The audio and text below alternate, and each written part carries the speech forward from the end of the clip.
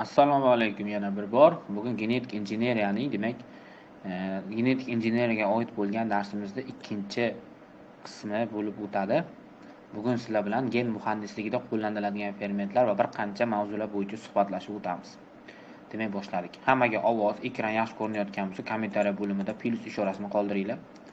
Demak, ovoz yaxshi eshitilayotgan bo'lsa agar, ekran va ko'rinayotgan bo'lsa. Shundan bila olaman. Qani?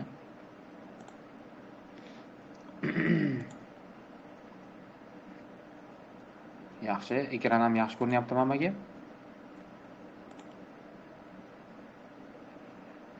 Yaxshi, unda boshladik.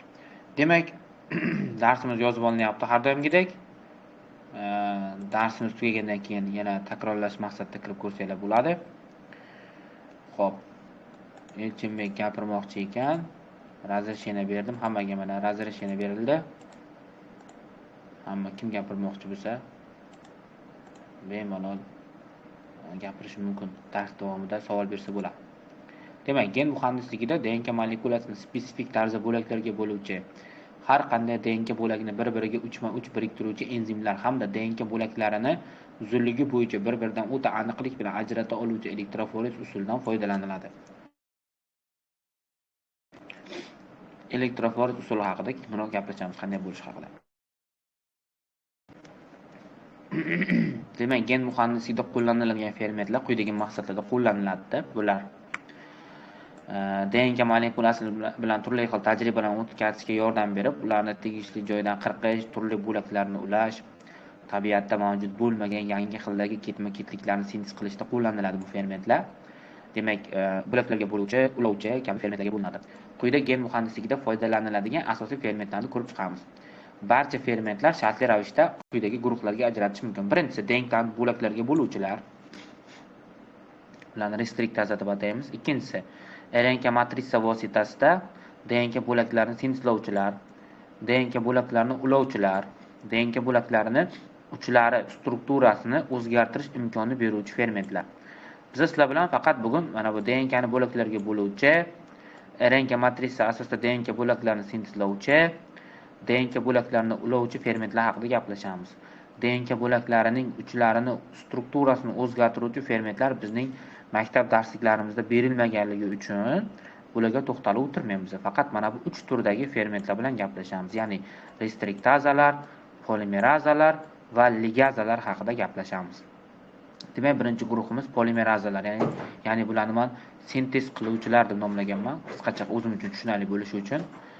Gen muhandisligi keng qo'llaniladigan fermentlardan biri DNK polimeraza fermenti bo'lib, bu ferment birinchi marta 1958-yilda Artur Korenberg va uning hamkorlari tomonidan Escherichia coli, ya'ni ichak tayoqchasi bakteriyasidan ajratib olingan.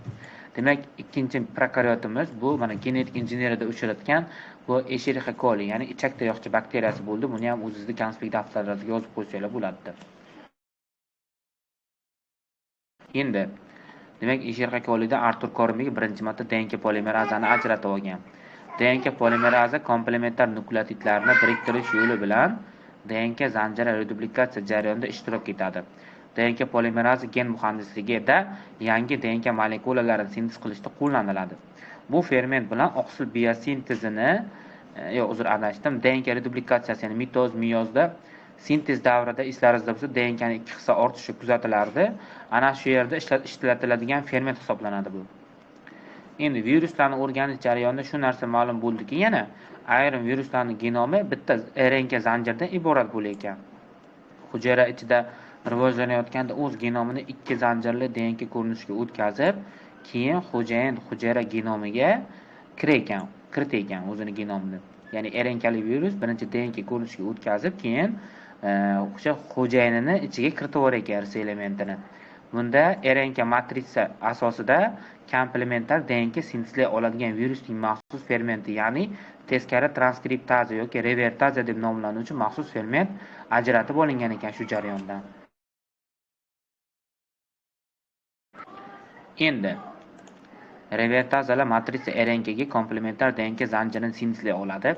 revertazalar yordamida matrisa RNKning DNK nusxalarini olish mumkin. Qisqacha qilib aytganda, RNKdan DNK sintezlaydigan ferment bu teskari transkriptaza yoki revertaza deb nomlangan. Demak, bizning mashhur polimerazalarimiz mana shu ikkalasi. Bundan tashqari RNK polimeraza ham bor. U DNKdan RNK sintezlaydi. Teskari transkriptaza yoki revertaza esa RNKdan DNK sintezlaydi. Demak, bizning darsliklarimizda 3 ta polimeraza fermenti umumiy hisobda berilgan. DNKdan DNK sintezlovchi mana bunisi, RNKdan DNK sintezlovchi mana bunisi va nomi bu yerda berilmagani u DNKdan RNK sintezlovchi, ya'ni RNK polimeraza fermenti. Endi ligazalar haqida gaplashamiz. Ligazalarni ulovchilar deb nomlaymiz. Rekombinatsiya jarayoni DNKni bo'laklarga ajratish va ularni ulashdan iborat ekanligini ko'rsatdi. Demak, rekombinatsiya nimaligini tushundik sizlar bilan. Qo'shni nukleotidlar orasidagi fosfodiefer bog'larini tiklash orqali ikki xil DNK bo'lagini bog'lash vazifasini bajaruvchi ferment DNK ligaza deb ataladi. Ligaza yordamida DNKning har qanday bo'lagini yopishqoq uchli yoki to'mtoq uchli qismlari biriktiriladi. Bu eng ko'p qo'llaniladigan fermentlardan biri hisoblanar ekan. Endi restriktazalar bular parchalovchilar hisoblanadi. Gen muhandisligida foydaliligi nuqtai nazaridan maxsus endonukleazalar alohida guruhni tashkil etadi. Tabiatda biror mikroorganizm hujayrasiga tashqaridan yot genetik material kirsa, u darhol hujayra nukleaza fermentlari ishtirokida parchalab tashlanadi odatda. Ya'ni hujayraning ichida nukleaza deb ataluvchi fermentlar bo'ladi. Bular parchalovchi fermentlar. Tabiatda o'sha masalan biron bir mikroorganizm hujayrasiga yana qaytaryapman. Yot genetik material bu bo'lishi mumkin DNK yoki RNK bo'ladigan bo'lsa, kirgan zahoti nukleazalar odatda uni parchalab, neytrallab tashlaydi. Endi genlar ustida bevosita muolaja o'tkazish usullarining takomillashtirilishi restriksion endonukleaza, ya'ni restriktazalarning ochilishi bilan bog'liqdir. Escherichia coli qisqartirmasi E. coli deb yoziladi. Bu bakteriya bu. Alohida shtammi DNKsi boshqa shtam hujayrasiga kiritilganda odatda genetik faollik ko'rsata olmaydi. Sababi mana tepada yozildi. Genetik faollik ko'rsata olmasligi sababi Escherichia colining DNKsi kirgan vaqtda boshqa shu Escherichia colining shtamidagi nukleazalar uni parchalab tashlaydi. Mana yozganman bu yoqqa. Chunki u maxsus fermentlar restriktazalar bilan tezda bo'laklarga bo'lib yuboriladi. Hozirgi vaqtda turli xil mikroorganizmlardan har xil restriktazalar ajratib olingan. Restriktazalar endonukleazalarni DNKning muayyan maxsus ketma-ketliklarini, ya'ni restriktaza sayti nuqtalar deb aytiladi bu narsa, tanib kesadigan, gidroliz qiladigan guruhi hisoblanar ekan. Demak, har bir restriktaza fermenti berilgan DNKni faqat ma'lum bir joyini tanib kesadi. Bu restriktaza taniydigan joy restriktaza sayti, ya'ni DNKning nuqtasi deb ataladi. Keskuncha gidroliz yo'li bilan DNKni bo'laklarga bo'ladi. Yot DNKni parchalaydigan har qanday restriktaza fermenti DNKni o'ziga mos 4 tadan 6 tagacha nukleotid ketma-ketligini tanib kesadi. Ya'ni shunday restriktazalar bor, ularning saytlari, ular taniydigan saytda, sayt degani joy degani 4 ta nukleotid bo'ladi. Ayrimlarda 5 ta nukleotid bo'ladi. Ayrimlarda 6 ta nukleotiddan iborat saytlar bo'ladi. Va hech qachon o'zini saytiga xiyonat qilmaydi. Ya'ni DNKda o'sha restriktaza taniydigan sayt bo'lmasa, DNKni kesmaydi. Agar o'sha sayt 10 ta bo'lsa, DNKni 10 marta kesadi. Bularni kesishi natijasida to'mtoq uchli yoki yopishqoq uchli bir necha DNK bo'laklari hosil bo'lishi mumkin. Endi to'mtoq uchli nima, yopishqoq uchli nima, shu haqida gaplashamiz. Yopishqoq uchli DNK bo'laklarining qo'sh zanjiri bir necha nukleotidga siljigan holda bo'laklarga ajralar ekan. Xuddi shunday bo'laklar o'zaro komplementar juftlar hosil qilib, birikish xususiyatiga ega ekan. Olingan DNK bo'lagini plazmida yoki bakteriya virusi kiritish mumkin deyapti. Bularni yana bitta farqi. DNKni agar ba'zi restriktazalar ham shunga qarab ikkiga ajraladi. Yopishqoq uchli qilib kesuvchilar bo'ladi, to'mtoq uchli qilib kesuvchilar bo'ladi. Yopishqoq uchli qilib kesuvchilar DNKni ham vodorodini, ham fosfodiefer bog'larini kesadi. To'mtoq uchlilar faqat fosfodiefer bog'ini kesadi-da, vodorod bog'iga teginmaydi. Restriktazalarni nomlashda ferment ajratib olingan bakteriya turining lotincha nomi bosh harflari va qo'shimcha belgilardan foydalaniladi. Chunki bir turdagi bakteriyadan bir necha xil restriktaza ajratib olingan bo'lishi mumkin. Endi mana restriktazalar bilan mashhurlari bilan tanishamiz, kitoblarimizda berilgan. Shu bilan birga qo'sh zanjir DNK molekulasini yopishqoq uchlar hosil qilib kesuvchi restriktaza, bu EKR1 deb yuritiladi. EKR1 to'mtoq uchlar hosil qilib kesuvchi restriktaza HPA1 deb yuritiladi. Mana rasmga qarasak, mana EKR1 ajratib olingan mikroorganizm, bu Escherichia coli, ya'ni E. colidan ajratib olingan. Demak, EKR1 desa bu restriktaza, ya'ni ferment, E. coli desa bu bakteriya bo'ladi. Endi mana bu o'sha EKR1 taniydigan sayt hisoblanadi. EKR1 e'tibor beradigan bo'lsangiz, yopishqoq uchli deb ketildi tepada. Demak, yopishqoq uchlilar ham mana fosfodifir bog'ini kesadi, ham vodorod bog'larini kesadi. Endi shu yerda kitoblaringizga yozib olasizlar. EKR1 o'zini sayti mana shu, mana guanin, adenin, adenin, timin, timin, sitozin. Mana saytida 6 ta nukleotid bor ekan, e'tibor beradigan bo'lsangiz. Va u har doim guanin va adenin orasidagi fosfodifir bog'ini kesar ekan. Qolgan vodorod bog'lar faqat adenin va timin o'rtasida bo'lar ekan. Demak, EKR1 bir marta DNKni kesgan vaqtda DNKdan 2 ta fosfodifir bog'i kamayadi, vodorod bog'lari esa 8 taga kamayadi. Mana bu yerda mana bitta fosfodifir, ikkinchi fosfodifir. Mana bu yerda 2 ta, 2 ta, 2 ta, 2 ta, 4 kere 2 8, 8 ta vodorod bog'ini kesar ekan, demak EKR1. Tushunarli bo'ldi-a, yopishqoq uchli nimaligi? Xo'p, mana hammani mikrofoniga razresheni beryapman. Shu yerda agar kim tushunmaydigan bo'lsa, savol berib bemalol murojaat qilsa bo'ladi. Savol bo'lsa bemalol beraveringlar. Demak, HPA1 bu to'mtoq uchli. Bu Haemophilus parainfluenzae degan bakteriyadan olingan bu HPA1. Shuning uchun H da mana boshdan olgan, P da mana bu so'zdan olgan, PAB so'zdan olgan va parainfluenzaedan bir qo'yib qo'yibdi. Ya'ni bu parainfluenzaedan bir necha restriktazalar olingan, shuning uchun birinchisini shuni qo'yib qo'yibdi. Rim raqamida bir qilib qo'ygan. Endi buni sayti mana bunaqa. Buni saytida guanin, timin, timin, adenin, adenin, sitozin bor. Xuddi mana bu EKR1 saytiga o'xshaydi, faqat timinlar bilan adeninlarning joyi o'zgarib qolgan. Keyin HPA1 e'tibor bersangiz, vodorod bog'ini umuman kesmagan, faqat fosfodifir bog'ini kesgan. Yana qaytarayapman, faqat fosfodifir bog'larini kesadigan restriktazalar to'mtoq uchlar hosil qilib kesuvchi restriktazalar deyiladi. Hosil bo'lgan DNKlarimiz to'mtoq uchli DNK bo'laklari deyiladi. Demak, yopishqoq uchlar hosil qilib kesuvchilar ham vodorod, ham fosfodifir bog'ini uzadi. To'mtoq uchlar hosil qilib kesuvchilar faqat vodorod bog'ini uzadi. Va mana HPA1 faqat timin va adenin o'rtasidagi fosfodifir bog'ini kesadi. Eslab qolish oson. EKR1dagi guanin, adenin, adenin, timin, timin, sitozin. Buniki guanin, timin, timin, adenin, adenin, sitozin. HPA1 bilan EKR1dagi bir-biriga o'xshaydi. Faqat timinlar bilan adeninlarning joyi o'zgarib qolgan. Ikkalasini ham saytida 6 tadan nukleotid bor. Endi mana bu yangi 10-sinf darsligimizdan EKR1da hozir yuqorida gaplashdik. Mana qanday tartibda kesishini mana ko'rib turibsiz. Mana guanin, adenin, adenin, guanin kesilyapti. O'rtada vodorod bog'lari ham uzilyapti. 8 ta vodorod bog'i, 2 ta fosfodifir bog'i uzilyapti. Endi EKRV degani ham bor, hurmatli o'quvchilar. EKRV restriktazasi. EKRV restriktazasi, bitta sizlarga savol. Shunday qarab aytinglarchi, to'mtoq uchlimi yoki yopishqoq uchli restriktaza hisoblanadimi? Kim aytadi? To'mtoq uchlimi yoki yopishqoq uchlimi? To'mtoq uchli bo'ladi. To'g'ri. Nima uchun? Sababi e'tibor beradigan bo'lsanglar, mana timin adenin o'rtasidagi fosfodifir bog'i uzilyapti. Ya'ni qaychi tepasidan tushyapti. Mana kesilayotgan joyini qaranglar. Tepadan kesilyapti. Natijada vodorod bog'lariga shikast yetmayapti. Faqat fosfodifir bog'i uzilyapti. Buni ham saytini eslab qolish kerak.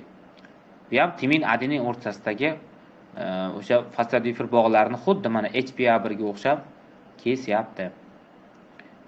Bu ham HPA1 ga o'xshab ketayotgan, faqat mana guanin bilan timin o'rtasida bitta adenin tushgan ekan. Sitozin bilan timin o'rtasida ham adenin tushgan ekan, demak mana. Ko'ryapsizlarmi? Xuddi shunaqa holat mana. O'zi bir-biriga saytlari o'xshab ketadi, saytlarni eslab qolish qiyin emas. Demak, qaytarib o'tamiz. EKR1 bu yopishqoq uchlar hosil qilib kesadi. HPA1 to'mtoq uchlar hosil qiladi. EKRV Bu ham to'mtoq uchli restriktaza hisoblanadi. Demak, Escherichia colidan ikkita restriktaza, bitta polimeraza ajratib olingan ekan. Buni yuqorida men aytdim, kim aytadi? Qaysi polimeraza Escherichia colidan ajratib olingan?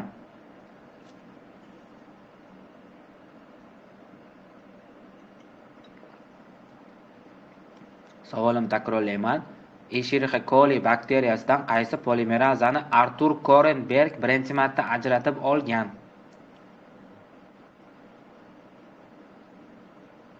Elchinbek javob bormi?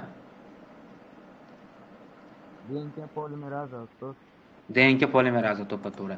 Demak, Escherichia coli bakteriyasida DNK polimeraza fermenti, EcoR1 fermenti, EcoRV fermentlari ajratib olingan ekan.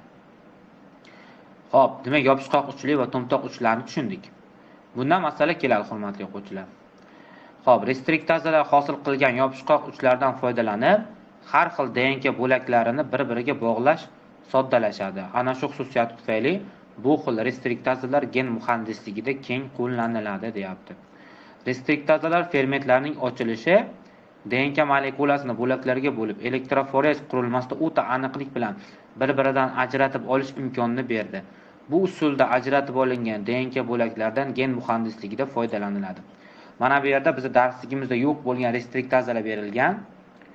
Qarang, mana BAMH1 ko'p keladi savollarda, lekin bizning darsligimizda yo'q. Bu eski litsey akademik kollejlar uchun mo'ljallangan darslik bo'lardi, o'shanda berib ketgan. E'tibor qiladigan bo'lsanglar, shunday qarab aytinglarchi, BAMH1 saytiga qarab, bu to'mtoq uchlimi, yopishqoq uchlimi? Kim aytadi? Shunday bitta qarab aytinglarchi, to'mtoqmi, yopishqoqmi? To'mtoq. Bu yopishqoq bo'ladi. Sababini aytaman sizlarga. Kesuv mana bu yerdan fosfodifil kesildi-ku. Mana bu yerdan ham fosfodifil kesildi. To'mtoq uchli bo'lsa kerak, ustoz. Yopishqoq uchli bo'ladi. Keyin ikkalasi bir-biriga qarab, mana bu qarang. Ikkita kesuv bir-biriga tegmaydi-ku, to'g'rimi? Keyin tegmadi. Shuning uchun nima bo'ladi? Bir-biriga qarab, undaqasi o'rtaga qarab kesilib kelaveradi. Ikkita kesishuv bir-biri bilan uchrashguncha. O'rtada vodorod bog'lari bor. BAMH1 demak, vodorod bog'ida ham uzadi, fosfodifil bog'ida ham uzadi. Bu yopishqoq uchli bo'ladi. Endi Beagle 2, Bacillus globicki degan bakteriyadan olingan ekan. Bu ham yopishqoq uchli bo'ladi. Chunki mana qarang, ikki tarafdan kesuv bo'lyapti, o'rtada bular uchrashadi, ikkita kesishuv, o'rtada vodorod bog'lari ham uzilib ketadi. Bu ham yopishqoq uchli bo'ladi. EcoR1 yopishqoq uchli, buni bilamiz. Endi qarang, EcoR2 degani ham bor ekan. Hurmatli o'quvchilar, bu ham yopishqoq bo'ladi. Sababi mana bu yerdan qanaqa nukleotid turishdan qat'iy nazar kesuv bo'lgandan keyin o'rtada bular uchrashadi. HIND3 bu ham yopishqoq. HA1 bu ham yopishqoq. HPA1 mana o'rtadan uchrashadi. Qarang, shunday bir-biri bilan kesishadi, hech qanday vodorod bog'iga shikast yetmaydi. MCT2 bu ham yopishqoq. Mana bu Providence Stuarti degan bakteriyadan olingan restriktazamiz, bu ham yopishqoq. TAQ1 bu ham yopishqoq. Tushunarli, hurmatli o'quvchilar, demak, ham vodorod ham fosfodifil bog' kesilsa, bular yopishqoq uchli bo'ladi. To'mtoq uslida ajrata olish usuli, to'mtoq usli odatda mana ikkita kesishuv bir-biriga qarama-qarshi turgan bo'ladi. Shundan bilsanglar bo'ladi. Qarang, mana bu yerda vodorod bog' yo'q-ki, xuddi qaychi bilan qog'ozni shartda ikkiga bo'lgandek bo'ladi-da. Yopishqoq usullarda kesishuv har xil joylarda bo'ladi. Shundan bilsa ham bo'ladi. Ikkita kesishuv bir-biri bilan barib uchrashuv kerak. Demak, o'rtada vodorod bog'lar ham uzilgan deb hisoblanadi buning uchun. Endi mana mustaqil bajarishimiz uchun masala misollar bor. Bu misollarni turli xil ochiq manbalardan olganman. Sizlar bilan hozir bittalab ko'rib chiqamiz endi. Masalan, kelinglar mana bu savolni ko'ramiz. Birinchi savolni ko'ramiz. Demak, buning uchun sizlarni Paint dasturiga o'tkazib olaman hozir.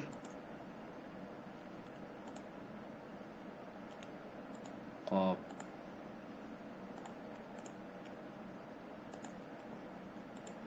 Hammaga ekran ko'rinayotgan bo'lsa, mana bizning misolimiz. Maxsus sharoitda ikkita DNK molekulasini birinchisidan mana to'g'rilab olaylik.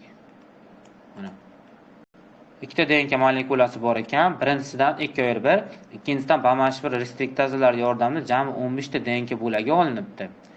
Demak, birinchi DNK'mizda chizib olamiz. DNK'da bu ikkinchi DNK'miz.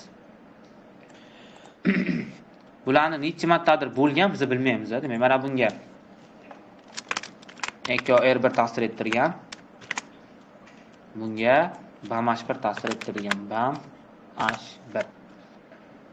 Xo'p. Ikkalasi ham yopishqoq uchilar hosil qilib kesadi. EKR1 har keskanda ikkita fosfodifir bog'i ketadi, 8 ta vodorod bog'i ketadi. BAMH1 bu ham har keskanda ikkita fosfodifir bog'ini uzadi, 10 ta vodorod bog'ini uzadi. 10 ta vodorod bog'ini uzadi BAMH1, eslab qolinglar.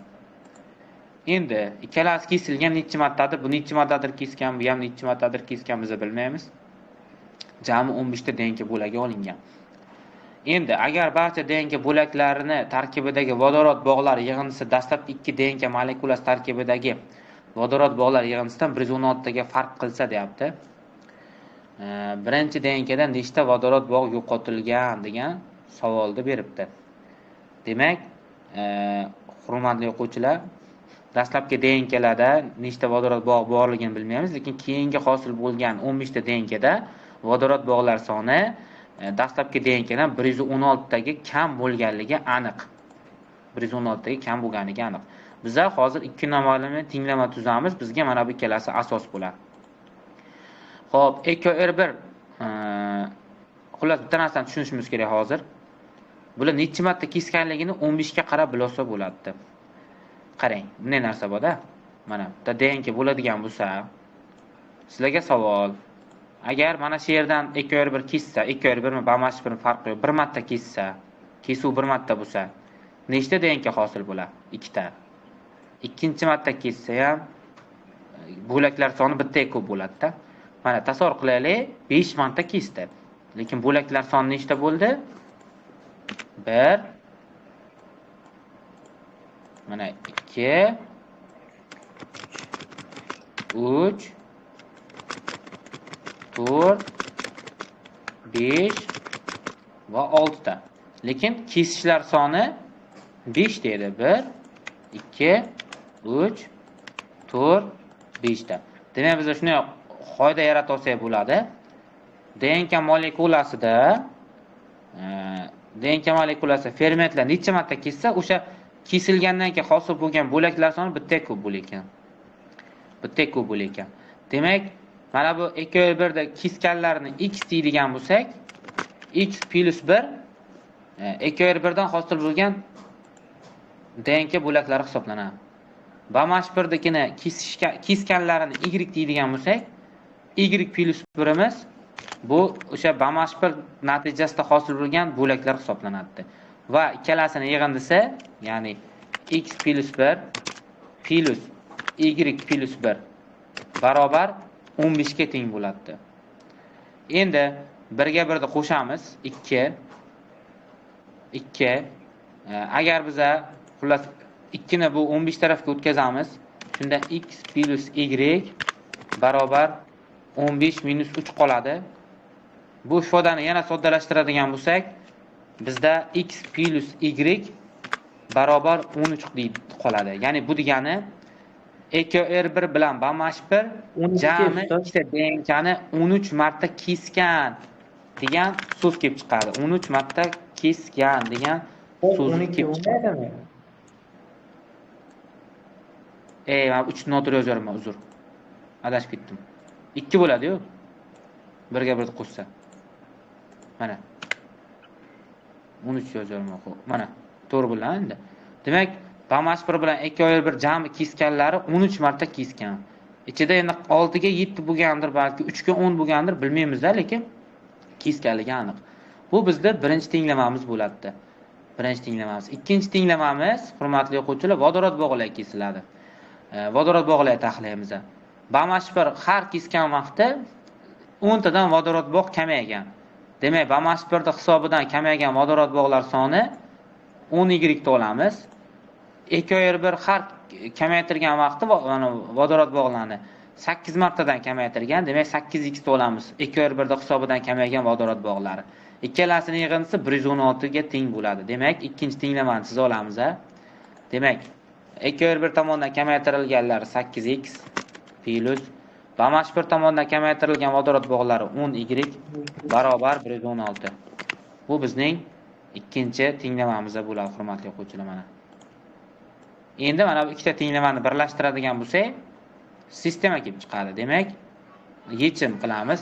X plus y barobar 13 8x plus 10y barobar 116. Mana shu sistemani yechadigan bo'lsak, hozir bizda javob kelib chiqadi.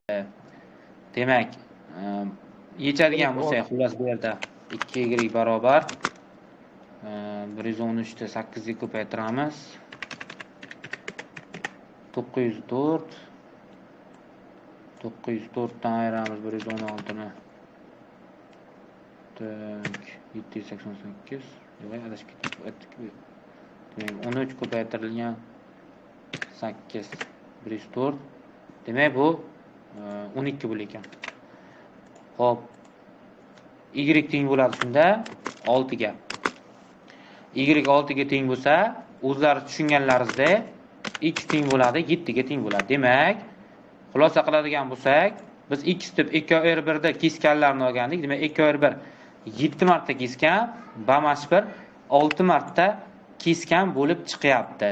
Endi bulardan hosil bo'ladigan DNKlarni ham hisoblasak, 7 marta kesgan, demak, 2/1 birinchi DNKdan jami bo'laklar soni 8 ta bo'lak hosil bo'lgan.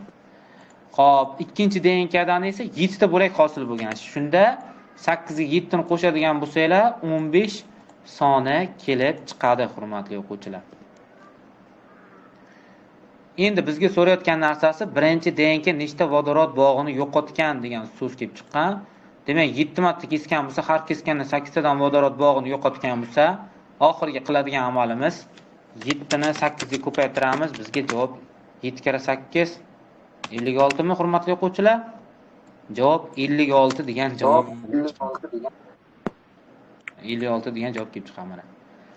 Bu masala mana shunday tarzda yechilishi kerak bo'lgan masala, hurmatli o'quvchilar. Juda ham qiziqarli va sodda masala hisoblanadi bular. Mana. Demak, kanalga tashab qo'yaman, keyin o'zlaringiz nima deydi?